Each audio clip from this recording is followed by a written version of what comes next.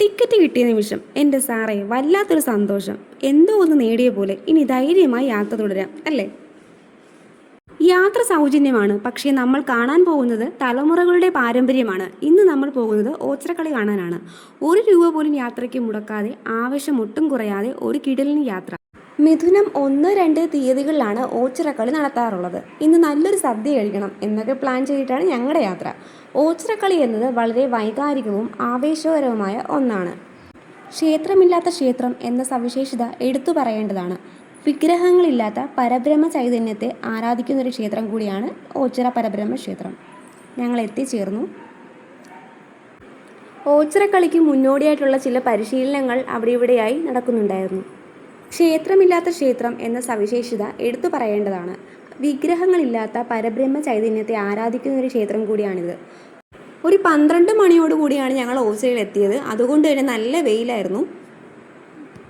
വർഷത്തിൽ 2 ദിവസം നടക്കുന്ന ഈ ഓച്ചിറക്കളി കാണണമെന്നുണ്ടെങ്കിൽ വെയിലൊക്കെ മറന്നേ പറ്റൂ.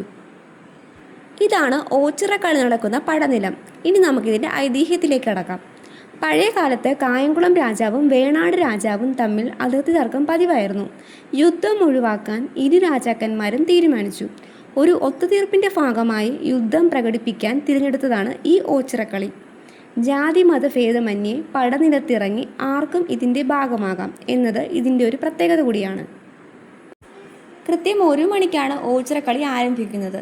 ഈ സമയം കൃഷ്ണപ്പരുന്തിൻ്റെ സാന്നിധ്യം പ്രധാനമാണ്. ഓച്ചിറക്കളി നടക്കുന്ന സമയത്ത് കൃഷ്ണപ്പരുന്ത് വട്ടമിട്ട് പറക്കും.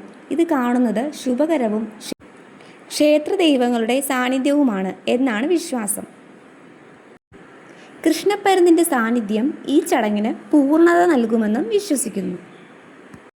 മുൻപ് ഐതിഹ്യത്തിൽ പറഞ്ഞതുപോലെ തർക്കം ഒത്തുതീർപ്പാക്കി യുദ്ധം കഴിഞ്ഞ് വരുന്ന വരവാണ് എല്ലാവരും. സത്യത്തിൽ ഈ കുളത്തിൽ എല്ലാവരും മുങ്ങിപ്പോവില്ലേ എന്നായിരുന്നു എൻ്റെ സംശയം. പക്ഷേ ഒട്ടും ആഴമില്ലാത്ത ഒരു കുളമായിരുന്നു ഇത്. കുളത്തിനടുത്ത് ഇരുന്ന് കാണാനുള്ള സൗകര്യം ഉണ്ടായി. കണ്ണീർ പോലുള്ള ദോഷങ്ങൾ മാറ്റാനായി ഒരു പ്രത്യേകം വിഭാഗക്കാർ ഇവിടെയുണ്ട്. ഓച്ചിറയിലെ കാളകൾ പരബ്രഹ്മത്തിൻ്റെ വാഹനമായി കരുതപ്പെടുന്നു. കാളകൾക്ക് ഭക്ഷണം കൊടുക്കുന്നത് കണ്ണീർ പോലുള്ള ദോഷങ്ങൾ മാറാൻ സഹായിക്കുന്നു എന്ന് വിശ്വസിക്കുന്നു. ഓച്ചിറയിലെ ഏറ്റവും വലിയ ആകർഷണീയത ഇവിടുത്തെ കടകൾ തന്നെയാണ്. ഓച്ചിറ ക്ഷേത്ര പരിസരത്തെ കച്ചവടക്കാർ അവിടുത്തെ സാമൂഹികവും സാംസ്കാരികവുമായ ജീവിതത്തിൻ്റെ ഒഴിച്ചുകൂടാനാവാത്ത ഭാഗമാണ്. ക്ഷേത്രം തുറക്കുമ്പോൾ മുതൽ നട അടയ്ക്കുന്നതുവരെ ഇവർ ഈ പരിസരത്ത് സജീവമായിരിക്കും.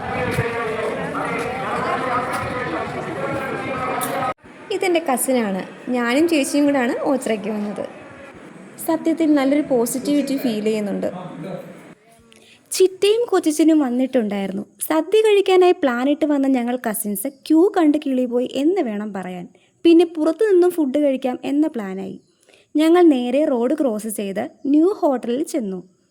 അവിടെ നല്ല തിരക്കായിരുന്നു. സമയം പോകുന്നത് കൊണ്ട് ഞങ്ങൾ വേറെ ഹോട്ടൽ തപ്പി. അതിന് ഓപ്പോസിറ്റുള്ള ഹോട്ടലിൽ നിന്നും നല്ലൊരു ദം കഴിച്ചു മടങ്ങി.